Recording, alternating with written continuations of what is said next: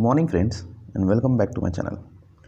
Today we are going to see and discuss 10th English paper pattern, means first language English paper pattern we are going to discuss.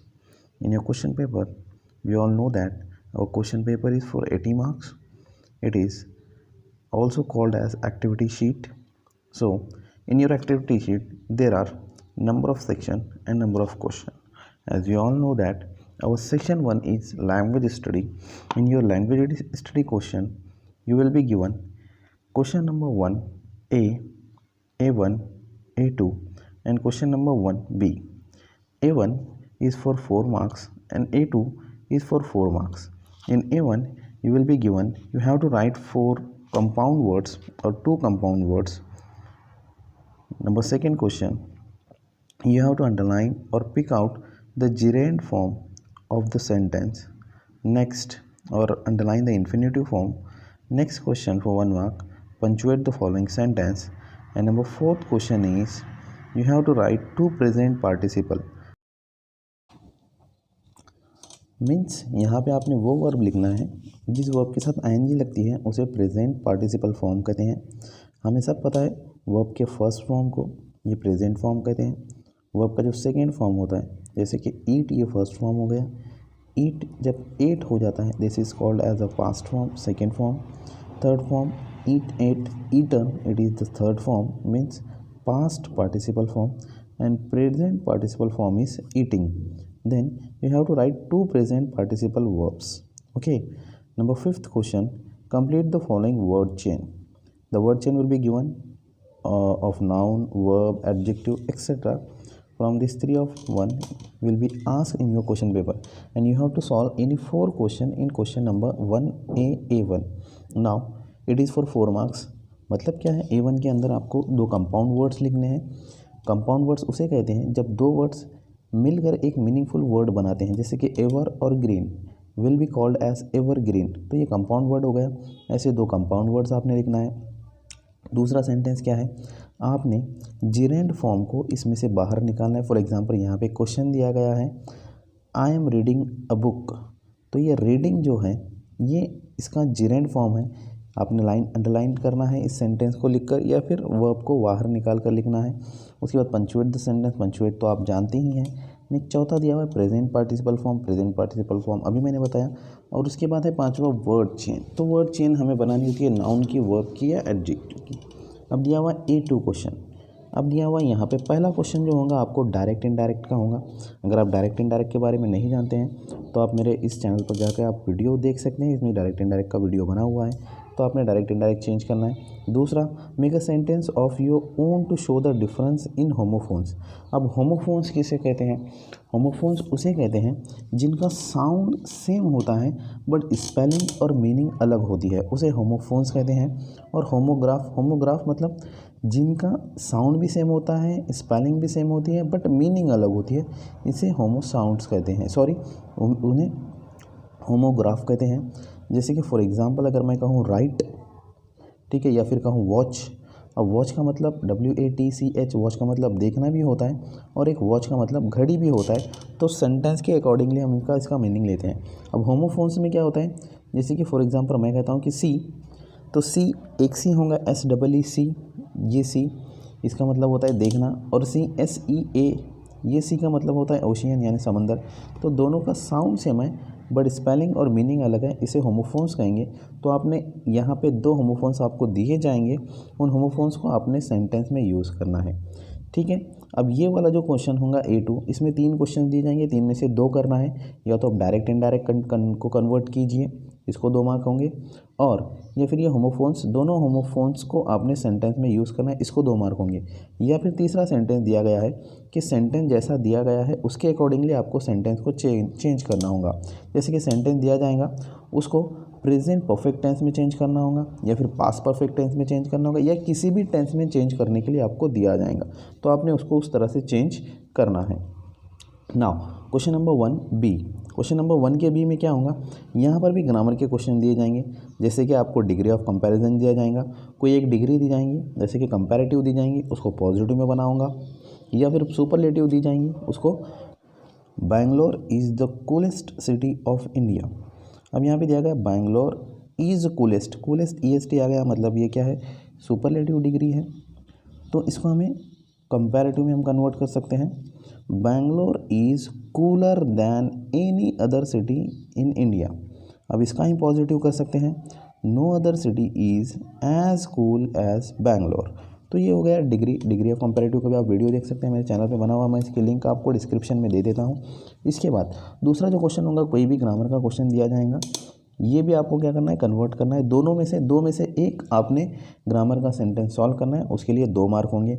यानी इस तरह से question number 1A language study, इसमें क्या होंगे, 4 mark के लिए होगा। 5 क्वेश्चन दिए जाएंगे आपको, 4 क्वेश्चन करना है, 4 मार्क मिलेंगे। क्वेश्चन नंबर A2 यानी A1 के A में A2 होगा, इसमें 3 क्वेश्चन दिए जाएंगे, आपने 2 क्वेश्चन को सॉल्व करना है, ये 4 मार्क के लिए होंगे, यानी 2 क्वेश्चन 4 मार्क के लिए होंगे। इसके बाद क्वेश्चन नंबर 1 का B, इसमें 2 क्वेश्चन दिए जाएंगे, कोई एक करना है, 2 मार्क के लिए होगा। इसमें कोई भी ग्रामर का क्वेश्चन हो सकता है, डिग्री हो सकता है, नो सूनर हो सकता है, एज सुन एज हो सकता है, ठीक है, एबल टू हो सकता है, इस तरह के कोई भी क्वेश्चन हो सकते हैं, आपने उसे सॉल्व करना है। तो इस तरह का था आपका लैंग्वेज स्टडी वाला क्वेश्चन। अब देखते हैं क्वेश्चन नंबर 2, जो सेक्शन सेकंड है हमारा, टेक्सचुअल पैसेज के अंदर होते हैं। टेक्सचुअल पैसेज मतलब जो आपके टेक्स्ट बुक में जो दिए गए पैसेजेस हैं, उन्हीं पैसेजेस में से, उन्हीं टॉपिक में से कोई 2 पैसेजेस आपको पूछे जाएंगे। क्वेश्चन नंबर 2 के A में एक पैसेज पूछा जाएगा, क्वेश्चन नंबर 2 के B में एक पैसेज पूछा जाएगा। अब इसका सिस्टम स्ट्रक्चर कैसा होगा, क्वेश्चन नंबर 2 के A का जो होगा A1, A2, A3, A4, A5, इस तरह के क्वेश्चन होंगे। क्वेश्चन नंबर 1 में क्या होगा, यहाँ पे कुछ एक आपको कंप्लीट द फॉलोइंग दिया जाएगा या एक वेब दिया जाएगा, उसे आपने कंप्लीट करना होता है, ट्रू फॉल्स हो सकते हैं। इस तरह की इन्फॉर्मेशन पैसेज से पढ़कर आपने कन्वर्ट करना होता है। क्वेश्चन नंबर 1 और 2 बिल्कुल सेम ही होते हैं। 3 के अंदर कोई भी आपको क्या होगा, पजल हो सकता है, वर्ड मीनिंग हो सकते हैं, सिनोनिम्स हो सकते हैं, एंटोनिम्स हो सकते हैं, या कोई भी इन्फॉर्मेशन हो सकती है, उसके अकॉर्डिंगली आपने फिल करना है।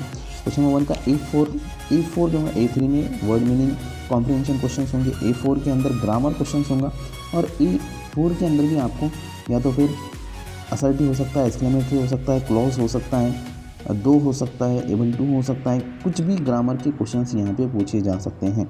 उसके बाद क्वेश्चन नंबर A5 जो होगा, ये आपका पर्सनल रिस्पॉन्स क्वेश्चन होगा। आपने पर्सनल रिस्पॉन्स यानी योर ओपिनियन, आपका ओपिनियन, आपकी राय इसमें आपने बताना है, शेयर करना है।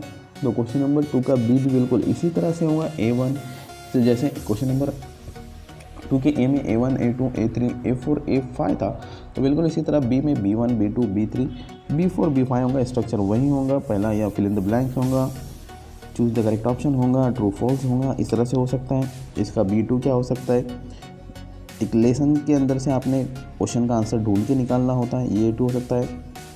A3 क्या हो सकता है, वर्ड मीनिंग हो सकते हैं, एंटोनिम्स हो सकते हैं। A4 यानी B4 क्या हो सकता है, B4 में ग्रामर हो सकता है, ठीक है, ग्रामर के आपने क्वेश्चन को सॉल्व करना है, एक्सक्लेमेटरी होगा, असर्टिव होगा, ठीक है, चेंज द वॉइस होगा, एक्टिव पैसिव हो सकता है, या फिर टेंस हो सकते हैं, या फिर एबल टू हो सकता है, जितने भी हमने ग्रामर देखे हुए वो हो सकते हैं। और B5 में बिल्कुल वही पर्सनल रिस्पॉन्स क्वेश्चन होगा। ये होगा सेक्शन 2, यानी सेक्शन 2 आपका जो क्रॉस सेक्शन था, ये आपके लिए था कितने मार्क्स के लिए, क्रॉस सेक्शन था 20 मार्क्स के लिए, लैंग्वेज स्टडी था आपका 10 मार्क्स के लिए। अब आते हैं पोइट्री सेक्शन 3 में, जो पोइट्री वाला है, ये आपके लिए होगा। जैसे कि क्वेश्चन नंबर 3 का ये आप देखते हैं, तो पहला जो पोएम होंगी, जो आपके पोएम्स दिए गए हैं, उन पोएम में से कोई 2 पोएम्स आपको पूछी जाएंगी। पहली पोएम 5 मार्क के लिए होंगी और दूसरी पोएम भी 5 मार्क्स के लिए होंगी। पहली पोएम कॉम्प्रिहेंशन पोएम होगी, यानी इसके अंदर 3 क्वेश्चन दिए जाएंगे।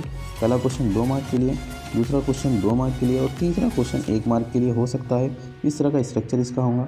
पहले क्वेश्चन में पोएम के अंदर से हमने इन्फॉर्मेशन लेकर जो क्वेश्चन पूछा गया है उसको अकॉर्डिंगली हमने आंसर्स लिखना है। दूसरे में आपको ऐसा हो सकता है, या तो फिगर ऑफ स्पीच हो सकती हैं, राइम स्कीम पूछी जा सकती है, या जो लाइन बताए गए हैं या कौन सी इन्फॉर्मेशन पूछी गई है वो आपने लिखना होता है। और तीसरा जो क्वेश्चन होगा यहाँ पे राइमिंग वर्ड्स या राइम स्कीम के लिए होगा, जो 1 मार्क के लिए होगा। इस तरह का आपकी पहली पोएम होगी। दूसरी पोएम जो होंगी उसमें आपने अप्रिसिएशन लिखना है, और अप्रिसिएशन अगर आप इंग्लिश मीडियम से, फर्स्ट लैंग्वेज आपकी इंग्लिश है, तो आपके अप्रिसिएशन जो होंगी वो पैसेज के फॉर्म, यानी आपने अपने अप्रिसिएशन को पैराग्राफ के फॉर्मेट में लिखना है। जैसा कि आप जानते हैं, आपके टीचर्स ने आपको बताया है कि किस तरह से अप्रिसिएशन को लिखना है। पहले और दूसरे पैराग्राफ के अंदर, यानी पहले पैराग्राफ के अंदर आप टाइटल और पोइट के बारे में मेंशन करेंगे। दूसरे पैराग्राफ के अंदर आप उसके अंदर राइम स्कीम और फिगर ऑफ स्पीचेस को मेंशन करेंगे। और तीसरे पैराग्राफ के अंदर आप थीम को डिस्कस करेंगे कि किस इस पोएम के अंदर क्या इन्फॉर्मेशन दी गई है। फॉर एग्जांपल अगर आपकी फर्स्ट पोएम है ऑल द वर्स स्टेज, इस पोएम के बारे में आप बताएंगे कि पोएम के अंदर किस बातों को बताया गया है, इसकी थीम क्या है, क्या इसके अंदर मेन पॉइंट्स बताए गए, और उसके बाद में आप आखिरी पैराग्राफ में आपका ओपिनियन उस पोएम के बारे में क्या है ये आप लिख सकते हैं। जैसे कि पॉइंट्स आपको दिए जाते हैं, title and point of the poem, उसके बाद rhyme scheme, figure of speech और सेंट्रल आइडिया और थीम। तो ये पॉइंट्स को यूज़ करके आपने पैराग्राफ के फॉर्म में आपने आपके अप्रिसिएशन लिखना है। तो ये था आपका थर्ड सेक्शन जिसे हम पोइट्री सेक्शन कहेंगे, ये 10 मार्क के लिए था। इसके बाद में हमारा सेक्शन 4 आता है जो नॉन टेक्चुअल पैसेज होता है। नॉन टेक्चुअल पैसेज के अंदर भी 2 क्वेश्चंस होते हैं, ए और बी। ए वाला जो क्वेश्चन होता है बिल्कुल हमारा जो क्वेश्चन नंबर 2 था, यानी जो टेक्सचुअल पैसेज थे बिल्कुल उसी तरह से इसमें भी वही क्वेश्चंस होंगे, A1, A2, A3, A4, A5, और स्ट्रक्चर वही होगा। ट्रू फॉल्स हो सकते हैं, मैच द फॉलोइंग हो सकते हैं, या फिर कंप्लीट द सेंटेंस हो सकता है, या फिर यूज़ द प्रॉपर ऑप्शन या चूज़ द करेक्ट ऑप्शन हो सकता है। तो इस तरह से A1, A2, A3, A2 के अंदर वेब या डायग्राम या इन्फॉर्मेशन हो सकती है, A3 के अंदर आपको सिनोनिम्स या एंटोनिम्स हो सकते हैं, A4 के अंदर अगेन ग्रामर क्वेश्चन हो सकते हैं, नॉट ओनली बट ऑल्सो, ठीक है, मेक असर्टिव, एक्सक्लेमेटरी। और उसके बाद में A5 जो होगा ये पर्सनल रिस्पॉन्स क्वेश्चन होगा, जो उस पैसेज के अकॉर्डिंगली इन्फॉर्मेशन, आपकी जो ओपिनियन है, आपकी जो नॉलेज है उसके अकॉर्डिंगली आपने आंसर लिखना होता है। तो अब ये था 10 मार्क के लिए A4 का पहला ए वाला। अब इसके अंदर A4 के अंदर जो B होता है ये इंपॉर्टेंट क्वेश्चन है। यहाँ पे आपने इस अनसीन पैसेज की समरी लिखनी होती है, और समरी का पैटर्न अगर आपको पता नहीं है तो you can see my given videos, आपको इस चैनल पर वीडियोस मिल जाएंगे, डिस्क्रिप्शन में भी मैं उसके लिंक दे दूंगा समरी किस तरह से लिखी जाती है। तो फिर भी थोड़ा सा शॉर्ट में मैं यहाँ पे बता देता हूँ कि आपकी समरी जो होती है वो 5 मार्क के लिए होती है। आपको उसको एक प्रॉपर टाइटल देना होता है। समरी ये आपने अपने ओन वर्ड्स में लिखना है, यहाँ के पैसेज से कोई वर्ड्स आप कॉपी नहीं करेंगे, पहले पैसेज को पढ़ना है, समझना है, समझकर इस पैसेज में जो इन्फॉर्मेशन दी गई है उसे अपने अल्फाज में लिखना है, जो कम से कम अल्फाज में, कम से कम सेंटेंस में पूरी इन्फॉर्मेशन इस पैसेज की दी जाए, जो आपकी अपने अल्फाज में लिखी हुई हो, उसे आप हेडिंग देंगे। तो इस तरह से आपका समरी का फॉर्मेट होना चाहिए। और ये सेक्शन नंबर 5 जो है ये नॉन टेक्चुअल पैसेज का 15 मार्क के लिए होता है। ये जो होता है पैसेज पर क्वेश्चन होते हैं 10 मार्क के लिए, और 5 मार्क की आपको समरी लिखनी होती है। ये इस तरह का हमारा जो था सेक्शन 4 था। अब देखते हैं सेक्शन 5। जो सेक्शन 5 होगा ये हमारा डायरेक्टली होगा राइटिंग स्किल। अब यहाँ से पूरे जो मार्क्स होंगे राइटिंग स्किल पे होंगे। अब पहला जो क्वेश्चन होगा क्वेश्चन नंबर 5, उसके अंदर A1 और A2 दो चीज़ें दी जाएंगी, 2 एक्टिविटीज़ दी जाएंगे। A1 जो होगा वो फॉर्मल लेटर होगा, और A2 जो होगा वो इनफॉर्मल लेटर होगा। फॉर्मल लेटर हम किसे लिखते हैं, फॉर्मल लेटर हम अननोन पर्सन को लिखते हैं, जैसे प्रिंसिपल हो गया, बैंक मैनेजर हो गया, कोई भी कारपोरेटर हो गया। ये फॉर्मल लेटर के अंदर सब्जेक्ट आता है, ये याद रखेंगे। इनफॉर्मल लेटर के अंदर सब्जेक्ट नहीं आता, जो हम हमारे फ्रेंड्स को लिखते हैं, हमारे कजिन्स को लिखते हैं, मम्मी पापा को लिखते हैं। तो ये इनफॉर्मल लेटर्स हो गए। तो दोनों की भी इनफॉर्मल और फॉर्मल लेटर क्या होता है ये भी आपको वीडियो मिल जाएंगे हमारे चैनल के अंदर, ठीक है। ये किस तरह से लिखते हैं इसको भी हम डिस्कस कर लेंगे बाद में। नेक्स्ट है क्वेश्चन नंबर 6। क्वेश्चन नंबर 6 का ए जो दिया गया है, यहाँ पे मिलेगा आपको इन्फॉर्मेशन ट्रांसफ़र। अब इन्फॉर्मेशन ट्रांसफ़र ये जो होती है 2 टाइप की होती है, वर्बल टू नॉन वर्बल होती है और नॉन वर्बल टू वर्बल होती है।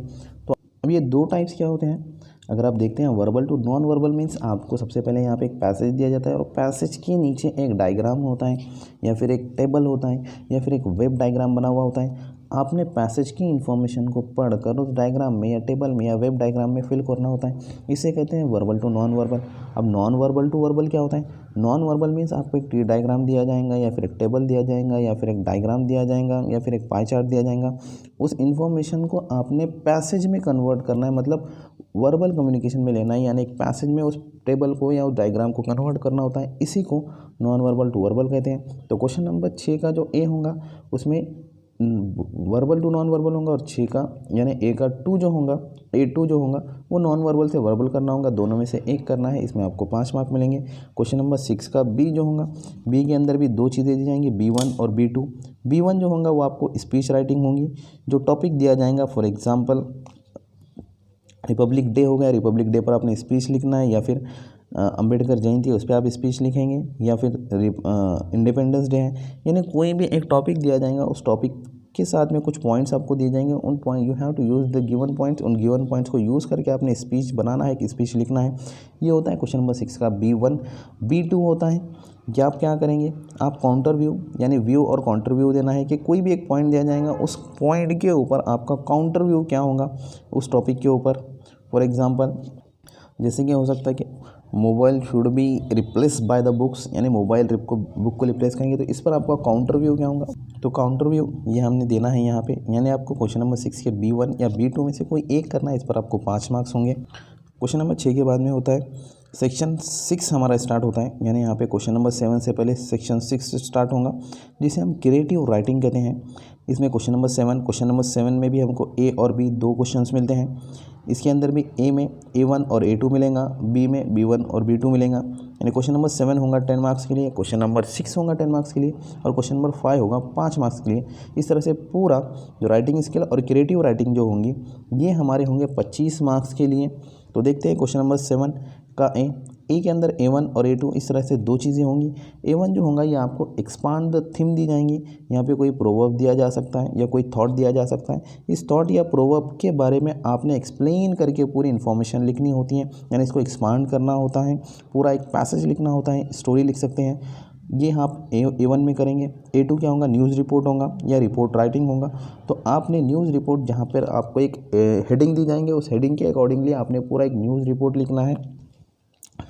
ये हो गया क्वेश्चन नंबर 7 का A1 और A2 दोनों में से आपने एक करना, या तो फिर एक्सपांड द थीम करेंगे या फिर न्यूज़ रिपोर्ट करेंगे। क्वेश्चन नंबर 7 का भी, इसमें भी 2 आपको मिलेंगे, B1 या B2। A1 या A2 में से एक करेंगे 5 मार्क्स के लिए। अब B1 या B2 में से कोई एक करना है 5 मार्क्स के लिए।